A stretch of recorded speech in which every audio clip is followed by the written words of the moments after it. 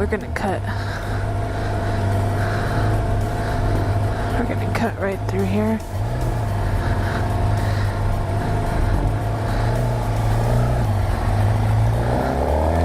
That's how that goes. Road work ahead. I sure hope so. Hey YouTube, what up, what up? Gsxr Girl 750 here, and today's topic is what happens in Vegas stays in Vegas. Now, I want to talk about this one time. I took a gsxr 600 out. This is a 750, but back in 2013, I went on a little road trip. Now, it started at around 10 o'clock at night, and it was warm, it was a clear night, it took forever. Now, I had a passenger sitting on the back of my bike, and as you know, a sport bike and passengers, it could be a little uncomfortable. Oh, they're filming something. Wonder what they're filming. This is Los Angeles after all. Now let me just tell you, as a woman, you think that we got big butts and that might cushion the blow a little from the constant vibration, the bumps, all of that, but to keep this PG, it's not that comfortable to ride for that long. Now the reason why a 4-hour road trip turned into a 6-hour road trip is because we made a lot of stops. You just can't last that long. You just can't do it. You have to stop, take a break, drink some water, whatever. Even though it was nighttime, it was dark on the roads. You know, you got that passenger holding on to you the whole time, putting pressure on you, putting pressure, touching you 'cause you're touching me. It sucks because you're constantly being pushed up against the gas tank, and it's just not comfortable. If you're a guy motovlogger, you know what I'm saying? If you're a girl motovlogger, you know what I'm saying. There's so many bumps on this little road. You have good times, you have bad times in Vegas. If you've never been to Las Vegas, Nevada, you should go. For those of you who live in another country, Las Vegas is a city of sin, but there's tons of stuff to do. What I do recommend when you go to Vegas is check out the -5 bar and the Monte Carlo casino. It's so cool. It's blocks of ice imported from Canada, and the whole bar is made out of ice. Even the cups are made out of ice, and they give you these caribou coats to help keep you warm, and you get to sit on blocks of ice. There's ice sculptures everywhere. It's really cool. Do you guys lift your butt up when you go over bumps? Sometimes I do. Sometimes I'm just too lazy. Dips are worse than bumps, in my opinion. So anyway, on my way back from Vegas, by the way, there's no helmet law in Vegas. There's a helmet law here in California. No helmet law in Las Vegas. I think because it's a desert, so it gets really hot, and there's, you know, you don't want sweat to gather in your, basically you'll overheat and die. So there's no helmet law in Las Vegas. Just to backtrack, we left LA at 10 p.m. and we got there at 5 a.m. I don't know how many hours that is. Probably, it's like a million hours. After that, you just don't feel like riding anymore. So we get there, our butts raw. My passenger said that her booty was vibrating for the next 2 days. By the way, that passenger was left coast. Excellent passenger, best backpack I've ever worn. She helped keep things exciting, and she helped keep me awake because I was falling asleep. So anyway, we're riding back to LA, and it was monsoon season in Las Vegas. So we're in the middle of the desert somewhere. I don't know where exactly. and you just see this rush of red in the sky, connecting to the ground, connecting to the sky, just this big dust cloud. And I was like, oh gosh, left coast, we're going in. And we didn't even have Sennas, no Bluetooth, no nothing. So we're just like, I'm just like waving my hand around like this. Like, brace yourself. And if you've ever ridden through a monsoon, it's you can't see anything. Visibility is 3 feet in front of you. It rains. There's just rain coming on your visor, on your leg. But it's warm. It was warm rain.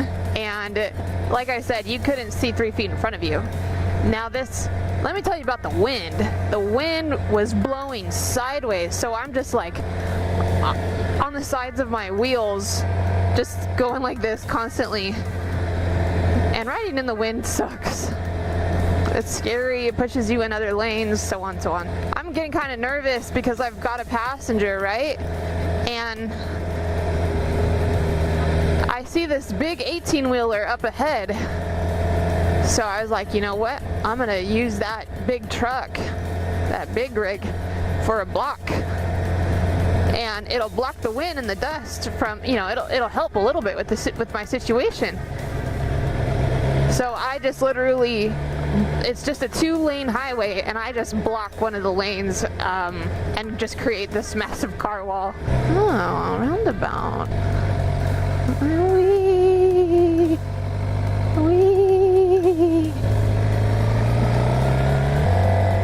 So it had those skirts underneath it on the sides, and it was just blocking the wind and the dust. And oh man, it really saved us. And the only thing you can do, you can't just stay, you can't just pull over. I mean, we literally rode like that for a half an hour. Well, it felt like a half an hour. It could have been a little less than that, maybe 20 minutes or so. And finally we made it to a rest stop. It about saved our lives, that's for sure. I'm gonna pull it. Alright, I'm just gonna let him do his own thing. Pause. I literally can't.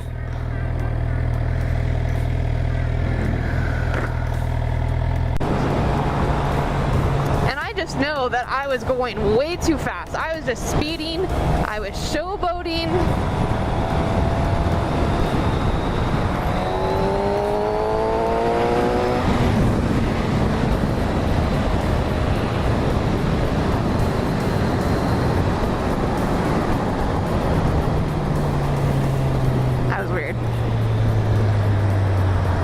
Like, why do you need to be in my lane? Because I'm doing the speed limit and you want to speed? Got you on film. The heck? You know, typically when that would happen in other motovlogs, the motovloggers go and chase them down for some stupid reason. I don't need to do that. I just let that stuff go. There's no point in, hey, what'd you do that for? Which brings me to another topic. Motovloggers chasing down people that have done stuff to them. Now, there's a lot of there's a lot of compilations out there where their sole purpose is to just have compiled videos of motovloggers chasing down cars that have cut them off or whatever. Like, some of them are good, some of them I don't agree with. Some motovloggers, like, it's 100 feet in front of them that the car turned, you know, switched lanes, and they're like, what the heck, you cut me off? And then they go chase after them and cause more mischief, and I don't need to waste my time doing that. I just don't care. I don't care. I don't need to chase after anybody. I'm comfortable, I'm professional. I might speed up a little bit so that you know, like, hey, I'm here. But I'm not gonna like cause trouble. Ooh, I used to drive those trucks. Those armored trucks. They're freaking scary. Aren't they cool looking? Do you see the hole in the door? That's for them to put their gun out of it and get you. I don't know that guy though. But yeah, that freaking shit is crazy. I was an armed guard at one point guarding money for $14 an hour. Can you believe that?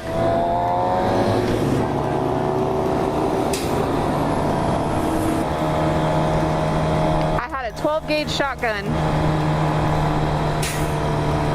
Don't mess with me, homie. I got a 12 gauge shotgun. Don't mess with these people ever. I know that guy. I protected him once.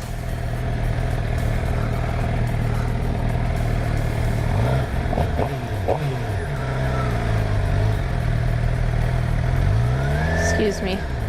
I can't believe I ever did that, but I was so desperate for a job. People, have you ever been like that? You're just desperate for a job. You just do anything. Male vloggers versus female motovloggers. Let me just say this real quick, because I've been watching a bunch of these things. I've been hearing that some men motovloggers think that it's easier, or yeah, that is easier for female motovloggers to get more views or whatever. It's not. It's not easy. If you look at all of my videos, I don't not have that many views. You know why? It's because I don't do what other female motovloggers do. I try to keep it, I try to educate. I'm not trying to flash my cleavage. I'm not trying to be this model figure. I'm actually trying to teach you something, and I hope I'm doing a good job at it. Anyway, guys, don't forget to hit that like and that subscribe button. I really appreciate you guys watching. Until next time, ride safe.